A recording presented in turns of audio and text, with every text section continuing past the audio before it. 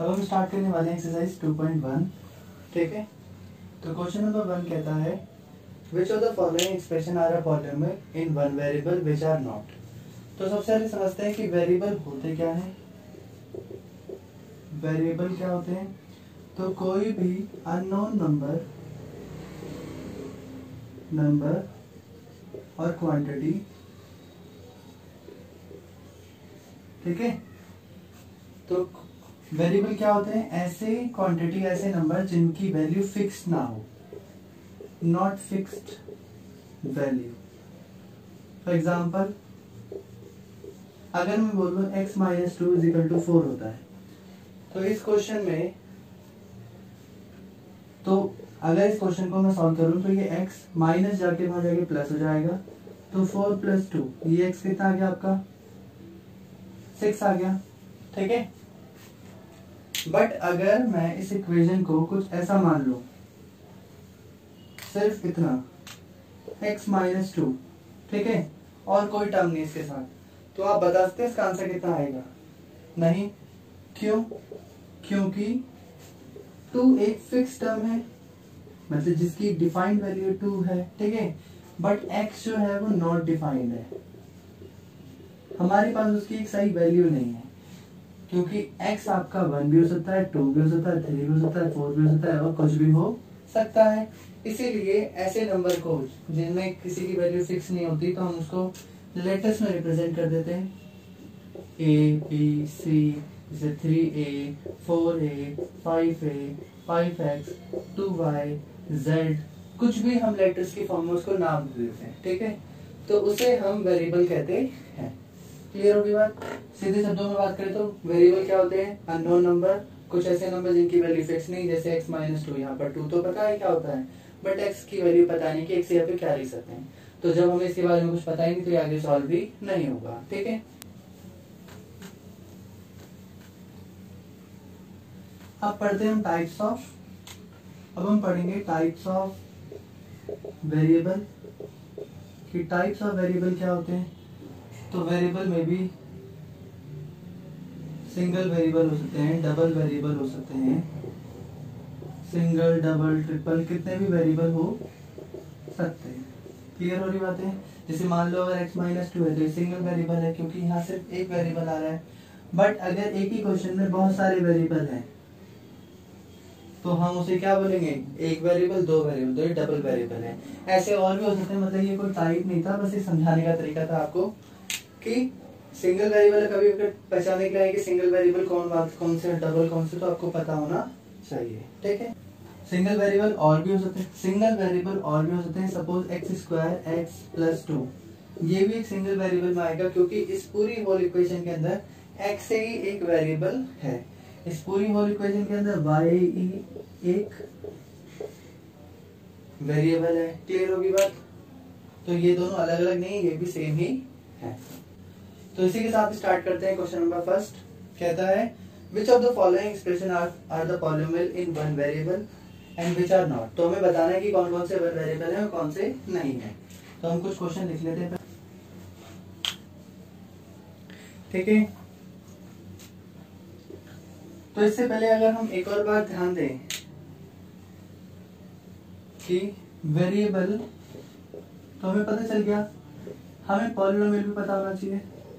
तो पॉलिनोमियल कहता है जो भी पावर्स होगी आर इन होल नंबर्स में होनी चाहिए। किसी भी वेरिएबल की जो पावर है वो किस में होनी चाहिए? होल नंबर्स में। सपोज अगर मान लो x है, तो ये वेरिएबल है किसका? पॉलिनोमियल का, क्योंकि x की पावर 1 मानी जाएगी अगर कोई पावर नहीं है। बट अगर यहीं पर ही 1/x है, अगर 1/x है, तो ये वेरिएबल्स ऑफ पॉलिनोमियल नहीं मानी जाएगी। क्यों? क्योंकि अगर हम इसको सॉल्व करें तो x की पावर -1 मानी होती है, और -1 is not a whole number. अगर और डिफाइन करें तो कौन से वेरिएबल नहीं हो सकते हैं? सपोज मान लो सिर्फ x है, तो ये वेरिएबल है, बट अगर मैं इसको √x कर दूंगा तो ये, सपोज अगर मैं इसको √x कर दूंगा तो ये वेरिएबल ऑफ पॉलिनोमियल नहीं माना जाएगा। तो आपको कुछ बातें ध्यान रखनी है, कौन कौन से नंबर वेरिएबल में नहीं माने जाएंगे। अगर किसी की पावर नेगेटिव है, या फिर अपॉन में है कोई, या फिर कोई रूट के अंदर है, √x, ये सब नॉट वेरिएबल की कैटेगरी में आएंगे। ठीक है, अब हमने समझ लिया। अब हमारे लिए थोड़ा करना आसान हो जाएगा। पहला वाला सिर्फ x की टर्म में ही है, तो हाँ जी ये वन वेरिएबल है। ठीक है, तो यस ये वाला है। ठीक है, क्या ये हमारा वन वेरिएबल है? तो यस ये भी है वन वेरिएबल, क्योंकि y के ऊपर स्क्वायर है, मतलब y एक वेरिएबल होता है और ये पावर होल नंबर्स में है, पॉलिनोमियल की पावर। तो हाँ जी ये इस कैटेगरी में आ सकता है।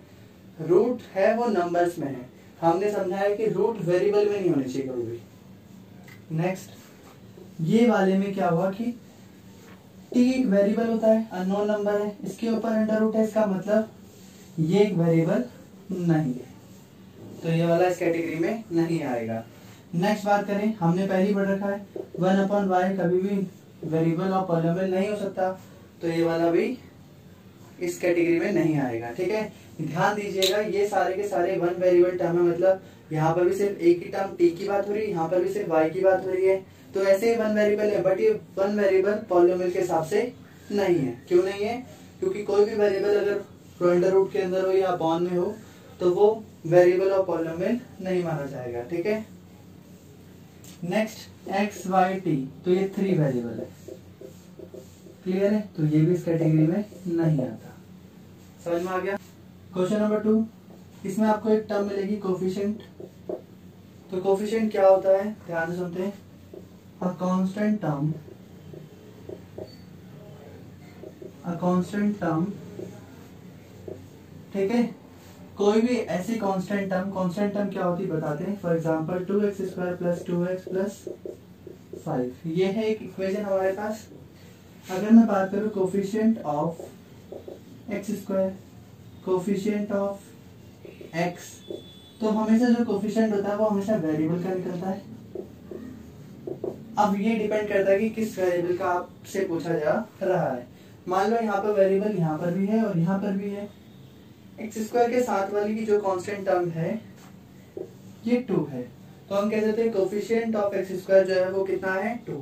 Constant term of x², constant term of x। तो अगर आपसे कोफिशिएंट ऑफ x² पूछा है तो x² के साथ कौन सी कांस्टेंट टर्म हमारे पास, तो वो है 2। बट अगर आपसे पूछा है कोफिशिएंट ऑफ x, तो आपको सिर्फ x के पास देखना है कि x के पास कौन है, तो 2 है। सपोज कभी कभी क्या होता है, जरूरी नहीं हर बार नंबर हो, कभी ऐसे भी दे देगा। तो आपसे पूछ लेगा find the coefficient of x³, तो x³ कहां पर है, सिर्फ यहाँ पर है। इसके साथ क्या कोई कांस्टेंट टर्म है हमारी, तो हमने देखा इसके पास तो कोई नंबर नहीं है, तो इसका मतलब यहाँ पर क्या आएगा 1। क्लियर? कभी भी कोफिशिएंट कांस्टेंट टर्म का नहीं पूछेगा, मतलब जिनके पास वेरिएबल नहीं। क्वेश्चन नंबर 2, इसमें हमें बताना है कि कोफिशिएंट ऑफ x² बताना है। ठीक है, हमें सारे क्वेश्चनों में बस यही बताना है कि x² का कोफिशिएंट क्या होगा। तो फर्स्ट पार्ट पे चलते हैं। फर्स्ट पार्ट है हमारे पास 2 + x² + x। ठीक है, तो हमें क्या करना है, सिर्फ x² को ढूंढना है, बाकी सबको भूल जाना है। तो हमारे लिए सिर्फ इतना ही रहेगा। तो हमें दिखा x² के साथ कोई टर्म है यहाँ पर, तो यहाँ कोई भी टर्म नहीं है, तो क्या मान लिया जाएगा कोफिशिएंट 1। सिमिलर आपको सबके साथ ये लिखना पड़ेगा कोफिशिएंट ऑफ x², ऐसे करके फिर आपको यहाँ पर, फिर अगेन आपको यहाँ लिखना है कोफिशिएंट ऑफ x²। ठीक है, आपको देखना है x² के साथ होना चाहिए, तो ये जो 2 है इसको भी भूल जाओ, यहाँ का नंबर भी भूल जाओ सिर्फ, तो यहाँ देगा सिर्फ -1 है, तो -1 लिख दिया। अगेन कोफिशिएंट ऑफ x², तो x² के साथ क्या है यहाँ पर, सिर्फ है π/2, तो आपको लिखना पड़ेगा π/2। क्लियर है? अब अगर हम बात करें यहाँ पर, तो यहाँ तो x² ही नहीं है कहीं पर भी, तो जब x² ही नहीं है तो आपको तब भी लिखना पड़ेगा कोफिशिएंट ऑफ x²। यहाँ तो x² वाली टर्म ही नहीं, क्योंकि अगर मैं x² वाली टर्म को ढूंढूं तो कुछ नहीं मिला मुझे यहाँ पर, तो इसका मतलब क्या हो जाएगा 0। क्वेश्चन नंबर 3, बोला कि एक बाइनोमियल और एक मोनोमियल टर्म बनाओ। तो जिनको नहीं पता, मोनोमियल और बाइनोमियल, मोनोमियल होता है एक टर्म वाला, एक वेरिएबल वाला। बाइनोमियल होता है जिसमें 2 टर्म्स होती हैं। ठीक है, तो बोला है जिसकी डिग्री 35 हो, बाइनोमियल बनाना है किसको, और उसकी डिग्री कितनी होनी चाहिए 35। थोड़ा सा हम इसको समझेंगे। डिग्री होती है highest power, highest power. Suppose मान लो कोई हमारे पास टर्म है जिसके जो सिर्फ ऐसी इक्वेशन है। मान लो एक हमारे पास पॉलिनोमियल है, एक्सप्रेशन है। अगर हमसे पूछा गया इसकी हाईएस्ट पावर इनमें से किसकी सबसे बड़ी पावर है, अगर कोई हमसे पूछे कि हाईएस्ट पावर किसके पास है इनमें से, तो हम बोलेंगे इसके पास तो 2 है, इसके पास 3, इसके पास 4 और इसके पास 1। तो सबसे ज्यादा किसके पास है, इसके पास। तो आपके पास हाईएस्ट पावर को क्या है यहाँ पर 4। तो यही हमारी डिग्री बन जाएगी। कहने का मतलब पूरे एक्सप्रेशन के अंदर के पास हाईएस्ट पावर होगी वही हमारी डिग्री मानी जाएगी। तो इसी केसेस में यहाँ बोला गया बाइनोमियल टर्म बनाओ। तो बाइनोमियल टर्म हमारे लिए क्या हो जाएगी, x प्लस वाई कुछ इस तरह से हो गई। ठीक है, ठीक। और कहा गया कि डिग्री 35 होनी चाहिए। तो किसी के भी पास आप क्या करिए, या आप क्या कीजिए, यहाँ पर कुछ ऐसा 2x लगा दीजिए और किसी भी एक के साथ आप हाईएस्ट पावर डाल दीजिए। ठीक है, ठीक है। अगर और एग्जांपल बनाए तो आप ये भी लिख सकते हैं। ठीक है, अब अगर हम बात करें मोनोमियल की, तो आपको सिर्फ एक ही टर्म लिखना है और उसने कहा है उसके साथ डिग्री क्या लगानी है आपको 100। तो मतलब डिग्री का मतलब सिर्फ पावर है। तो यानी कि आपको यहाँ पर पावर कितनी लगानी है 100। तो लगा दिया आपने, ये आपके एग्जांपल है। आप चाहे तो कुछ और एग्जांपल भी लिख सकते हैं। आप चाहे तो 4y 100 लिख दीजिए, पर आपको पावर में 100 लिखना ही पड़ेगा। तो यहाँ पर कहता है आपको डिग्री बतानी है, सबकी डिग्री बताइए। तो डिग्री क्या होती है हमें पता है, हाईएस्ट पावर।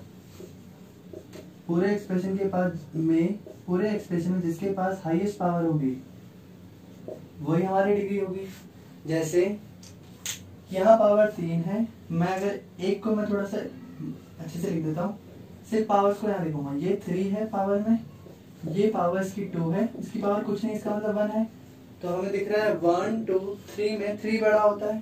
तो कहने का मतलब डिग्री कितनी हुई इसकी 3। तो ये पूरी डिग्री की लाइन है। ठीक है, क्वेश्चन नंबर 2, जैसे इसके ये नंबर है, ठीक है, इसके पास पावर है 2, तो यहाँ पर डिग्री कितनी होगी 2। यहाँ पर सिर्फ एक ही वेरिएबल है t, तो और t की पावर कुछ नहीं, इसका मतलब 1 होगा। तो यहाँ पर डिग्री कितनी है 1। इस नंबर के पास कोई वेरिएबल नहीं है। अभी आपको पहले बता चुका है कि वेरिएबल क्या होते हैं।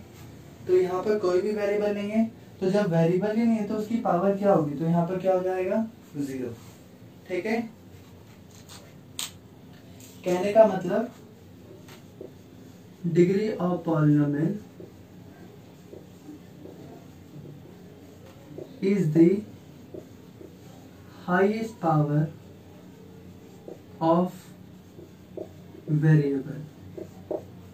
तो अगर बात करें डिग्री पॉलिनोमियल की, कोई भी डिग्री जो होगी वो वेरिएबल्स की हाईएस्ट पावर होती है। अब जिस क्वेश्चन में वेरिएबल ही नहीं है तो उसमें पावर क्या होगी, तो वहां तो पावर 0 रहेगी। पर इसके पास t था, सपोज इसके पास t था, तो t के ऊपर कोई पावर नहीं, इसका मतलब जिसकी पावर कुछ नहीं वहां पर 1 हो जाता है। तो इसलिए यहाँ डिग्री 1 आया। इस क्वेश्चन में ये तो हमारे पास नंबर है तो इसको और भूल जाओ।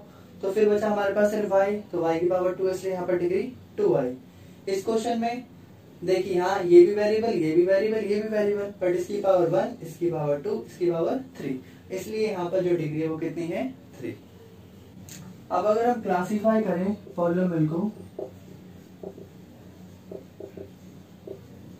In the terms of their degree, तो पहला बनेगा लीनियर पॉलिनोमियल। ठीक है, फिर बनेगा क्वाड्रेटिक,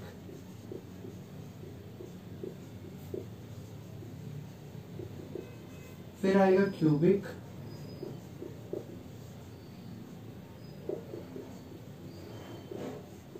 ठीक है।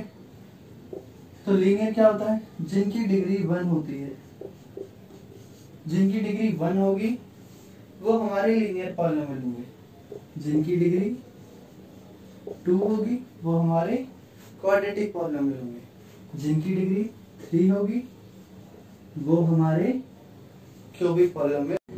क्वेश्चन नंबर 5, इसमें हमको क्लासिफाई करना है कि कौन कौन से लीनियर होते हैं, क्वाड्रेटिक होते हैं और क्यूबिक होते हैं। तो स्टार्ट करते हैं। ठीक है, इसकी जो पावर है यहाँ पर सबसे पहले हम इनकी डिग्री चेक करेंगे। तो इसकी डिग्री सिर्फ 2 है, क्योंकि मैक्सिमम पावर यहाँ पर 2 है। तो ये किस कैटेगरी के अंदर आएगा, क्वाड्रेटिक पॉलिनोमियल। यहाँ पर डिग्री इसकी 1 और इसकी 3, तो हाईएस्ट यहाँ पर 3 हुई। तो डिग्री कितनी है यहाँ पर, 3। तो जिनकी डिग्री 3 होती है वो किस कैटेगरी के अंदर आते हैं, क्यूबिक पॉलिनोमियल। अब हम देखते हैं यहाँ पर, ये तो हमारा नंबर इसलिए इसको भूल जाइए। इसकी पावर 1, इसकी पावर 2, तो हमारे पास जो डिग्री है वो कितनी है, 2। तो ये भी किस कैटेगरी के अंदर आएगा, क्वाड्रेटिक पॉलिनोमियल।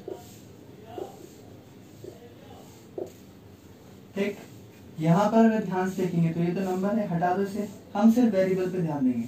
तो यहाँ वेरिएबल की पावर कुछ नहीं, इसका हमने यहाँ पर पावर 1 होगी। और ये किस कैटेगरी, इसकी डिग्री है 1, तो ये किस कैटेगरी के अंदर आएगा, तो ये आएगा हमारा लीनियर पॉलिनोमियल। क्लियर। नेक्स्ट, यहाँ पर t की पावर कुछ नहीं, इसका मतलब शायद 1 होगी। तो हम यहाँ पर डिग्री कितनी मान लेंगे, 1। तो ये भी आपका किसके अंदर आएगा, लीनियर पॉलिनोमियल के अंदर। ठीक है, बट अगर हम बात करें इस वेरिएबल के अंदर, तो इसकी पावर स्क्वायर में जा रही है, तो इसकी डिग्री कितनी होगी, 2। तो ये आपका किसके अंदर आएगा, क्वाड्रेटिक पॉलिनोमियल के अंदर। नेक्स्ट अगर हम बात करें, इसकी पावर जो मैक्सिमम कितनी है, 3। तो ये आपका आएगा किसके अंदर, क्यूबिक पॉलिनोमियल, क्योंकि इसकी डिग्री कितनी है। Thanks for watching this video. Please do like and comment and subscribe to my channel.